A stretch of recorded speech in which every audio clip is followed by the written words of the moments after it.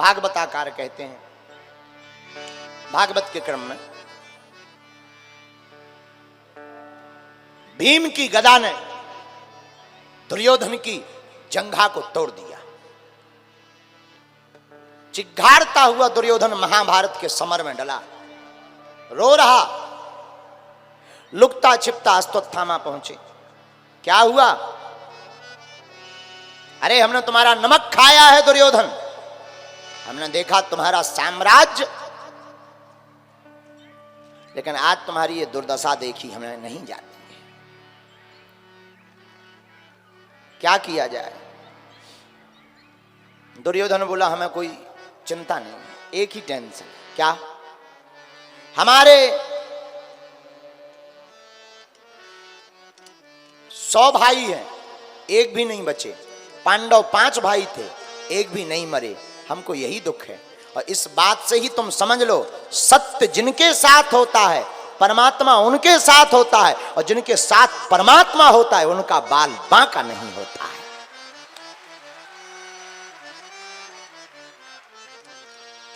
और भीड़ किसी के भी, देखो क्षमा करना, भीड़ होना महत्वपूर्ण नहीं है, परमात्मा का होना महत्वपूर्ण है। भीड़ तो दुर्योधन के साथ थी, पर क्या बच पाया? जीत किसकी हुई? इसका अर्थ क्या हुआ? जीत भीड़ की नहीं होती, जीत सत्य की होती है। अश्वत्थामा से रोते हुए दुर्योधन बोला कि हमारे एक भी भाई नहीं बचे। अश्वत्थामा ने कहा तुम्हें अगर ये दुख है, मरते मरते हम तुम्हें संतुष्टि रहना चाहते हैं, हम पांडवों को मारकर लाते हैं, पक्का। दुर्योधन बोले हम नहीं मार पाए, तुम क्या मारोगे? अश्वत्थामा बोले चिंता मत कर। इधर पांडव विजय की रात्रि थी, पांडव सोने जा रहे थे। भगवान जो भी करते अच्छे के लिए, भगवान बोले सोना नहीं है, आज जीत की रात्रि है, आज जश्न होना चाहिए। हाँ, यहां नहीं, कहीं और। भगवान दूसरी जगह ले गए। पांडव सोने जा रहे थे, पांडवों की जगह पांडवों के 5 पुत्र जो दिखने में पांडवों जैसे ही थे, वो वहां पर सो गए। अश्वत्थामा ने दिमाग लगाया कि पांडवों से सामना करना तो मुश्किल है, जीतना भी मुश्किल है, क्या किया जाए? अश्वत्थामा ने विचार किया उलूकन न्यास विधि का, सोते हुए शत्रुओं पर हमला करने की विधि। रात को सभी कौवा सो रहे थे, उल्लू ने हमला कर दिया, सब कौवा मारे गए। उसी विधि को अपनाया, सोते हुए शत्रु को मारने का उपाय अश्वत्थामा ने किया। पांडव तो थे नहीं, उसने देखा जो 5 पांडवों के 5 पुत्र थे वो पांडवों जैसे ही दिखते थे, उनको काट डाला 5 को। अश्वत्थामा बड़ा खुश, उसे लगा हमने पांडवों को मार दिया। 5 सिरों को लेकर के दौड़ा दौड़ा दुर्योधन के पास गया। दुर्योधन तुम मेरे मित्र हो, तुम कह रहे थे कि एक भी अगर मर जाए तो आत्मसंतुष्टि हो जाए, देखो तुम एक की बात करते, मैं 5 का सिर काट करके ले आया। दुर्योधन पहले तो खिलखिलाया, लेकिन जब नजदीक से गौर से देखा तो चिघाड़ पड़ा। ये क्या किया तूने? ये पांडव नहीं है, ये तो पांडव पुत्र हैं, तूने इन पुत्रों को मारकर मेरे वंश में कोई भी पानी देने वाला नहीं छोड़ा। और इतना कहे कि दुर्योधन मर गया। अश्वत्थामा ने सरों को छोड़ा और मन में विचार किया कि अगर पांडव जीवित हैं तो वो जिंदा नहीं छोड़ेंगे, भागा।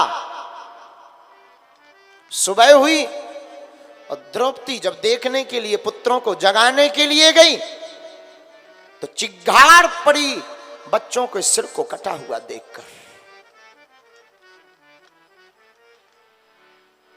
पांडव भागे भागे आए, क्या बात है महाराज, किसी ने हमारे बच्चों को मार डाला।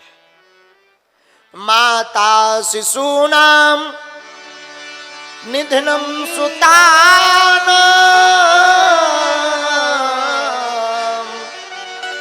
निसम्य घोरम परितप्यमाना।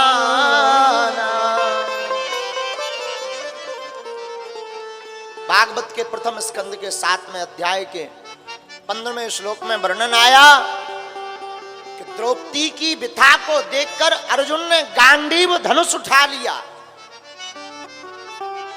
और कहा, देवी, जिसने भी हमारे पुत्रों को मारा है, मैं क्षत्रिय हूं, प्रण लेता हूं, जब तक मैं वध नहीं कर दूंगा, अन्न जल ग्रहण नहीं करूंगा।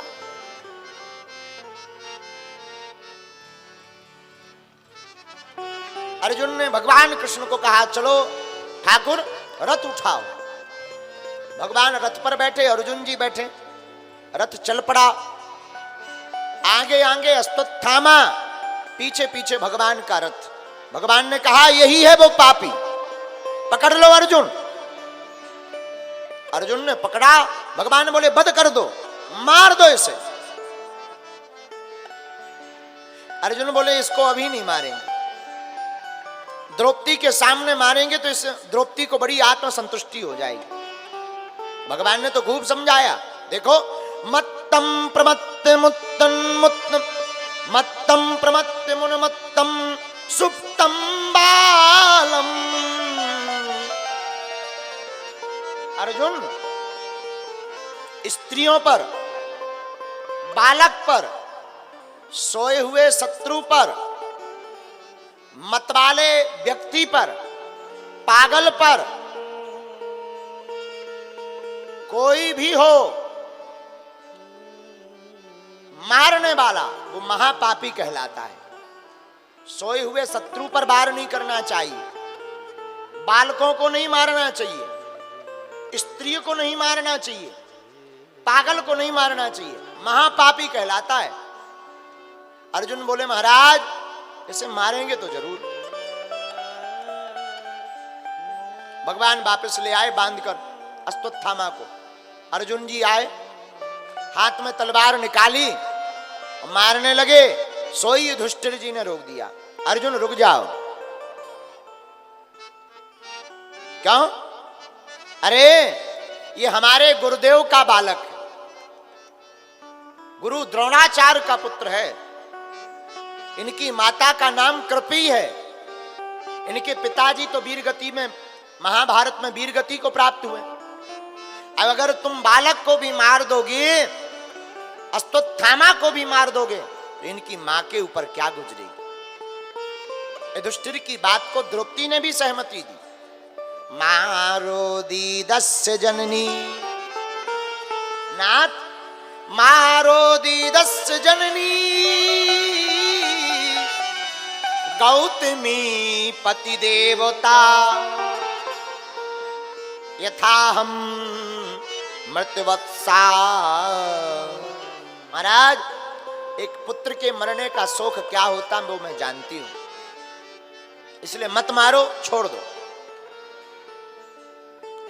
अब बड़े भाई की आज्ञा लगी तो क्या करें? ज्येष्ठ भ्राता पितृ समः, बड़ा भाई पिता के समान होता है। 4-5 आज्ञाओं को टालना ही नहीं चाहिए, सपने में भी। कौन कौन? एक तो गुरु आज्ञा, एक सिद्ध संत की आज्ञा, माता पिता की आज्ञा, शास्त्र की आज्ञा और ज्येष्ठ भ्राता की आज्ञा टालनी नहीं चाहिए। जो टालता है वो बड़ा दुख भोगता है, ठीक परिणाम उल्टे होते हैं। अर्जुन जी ने कहा कि हम छोड़ देते हैं। भगवान मुस्कुराते हुए बोले, अर्जुन, तुम क्षत्रिय हो और क्षत्रिय जो प्रण ले लेते हैं वो पूरा भी करते हैं। तुमने प्रतिज्ञा ली थी कि जब तक वध नहीं कर देंगे अन्न जल ग्रहण नहीं करेंगे। अब अगर तुम छोड़ते हो तो प्रतिज्ञा टूट जाएगी, और नहीं छोड़ते हो तो आज्ञा टूट जाएगी। अर्जुन जी बोले, आप बताओ भगवान से कोई उपाय हो, शास्त्र में कोई उपाय है? तो भगवान तो बड़े कौतुकी हैं, जयति वचन रचना। भगवान बोले, ब्रह्म बंधुर न हंतव्या आतताई बधारणा। ठाकुर जी बोले, अर्जुन, ब्राह्मण बालक को मारना नहीं चाहिए, ब्राह्मण को मारने से बहुत बड़ा पाप लगता है। लेकिन एक बात और है, आतताई व्यक्ति को छोड़ना भी नहीं चाहिए, मार देना चाहिए। अर्जुन जी हाथ जोड़ के बोले, आज तक आप जब भी बोले टेढ़ा ही बोले, सीधी बात तो कभी बोले ही नहीं। अरे एक कुछ बोलो, या तो मारे या छोड़े। इधर कह रहे ब्राह्मण को मारना नहीं चाहिए, उधर कह रहे आतताई बधारना, आतताई को छोड़ना नहीं चाहिए। सीधा सीधा तो बोलो। भगवान बोले, देखो भाई, गीता का उपदेश हमने तुम्हें सुनाया है, तुम अपना दिमाग लगाओ, चेला हो हमारे। अर्जुन जी बोले, ठीक कहा। अब हमें याद आ गया, गीता में आपने कहा है माननीय व्यक्ति का वध नहीं करना चाहिए, सम्मानित व्यक्ति का अपमान ही मृत्यु के समान है। कोई सम्मानीय व्यक्ति हो उसे मारो मत, अपमान कर दो। वो जब जब जिएगा अपने सम्मान को याद करके मरेगा। बोलो सीताराम। बार बार मरेगा। इसलिए सम्मानित व्यक्ति को मारना नहीं चाहिए। अपमानित कर दिया। अपमानित क्या किया? अश्वत्थामा के माथे से मणि निकाल ली और धक्का दे करके बाहर निकाल दिया। अश्वत्थामा रुष्ट हो गया और उसने ब्रह्मास्त्र का प्रयोग किया तो पांडवों की जो कुलवधू थी उत्तरा देवी, अभिमन्यु की पत्नी उत्तरा, अभिमन्यु तो वीरगति को प्राप्त हो गए थे चक्रव्यूह में महाभारत में, लेकिन उत्तरा सती होना चाहती थी, गर्भवती होने के कारण पति के साथ सती ना हो पाई। इसीलिए उत्तरा के गर्भ पर ही बाण का प्रहार अश्वत्थामा ने कर दिया। अब तो रोने लगी उत्तरा देवी। भगवान जब जाने लगे, सोई उत्तरा देवी रोती रोती आई। पाही पाही महायोगे देव देव जगतपते। नाथ बचाओ, कोई हमारे गर्भ को नष्ट करना चाहता है। भगवान बोले, कौन है? बोले, पता नहीं महाराज, आग लगी हुई है हमारे पेट में, गर्भ में, आप बचा लो हमें। अब जरा उत्तरा देवी की वचनों पर ध्यान देना। उत्तरा देवी बोली, महाराज मैं मर जाऊं, मैं तो विधवा हूं, वैसे ही विधवापन का जीवन बोझमय होता है, मैं अभी मर जाऊं, लेकिन कृपा करके आप हमारे बालक को बचा लो। अच्छा देखो, बालक तभी बचेगा जब मां सुरक्षित होगी। गर्भस्थ बालक शिशु तभी बचेगा जब मां ठीक होगी। अगर उत्तरा देवी ये कहती कि महाराज मैं ना मर पाऊं, गर्भ का कुछ भी हो जाए, तो शायद भगवान ऐसी लीला करते कि गर्भ नष्ट हो जाता पर उत्तरा देवी बच जाती। लेकिन गर्भ को बचाने की बात कही तो अब दोनों का जीवित रहना जरूरी है, मां का भी और शिशु का भी। यही बचनों का खेल है। भगवान ने तत्क्षण बिना देर किए अंगूठा बराबर रूप धारण करके, आज तक भगवान किसी के गर्भ में नहीं गए। धन्य है हमारी भारत की माताएं, यहां की मातृ शक्ति धन्य है। आपने अभी तक स्त्रियों को, महापुरुषों को गर्भ में धारण करते सुना होगा, पर भारत की एक स्त्री माता ऐसी है, इसलिए भारत मातृत्व प्रधान देश है जिसने भक्त और भगवान दोनों को ही अपने गर्भ में बैठा लिया है।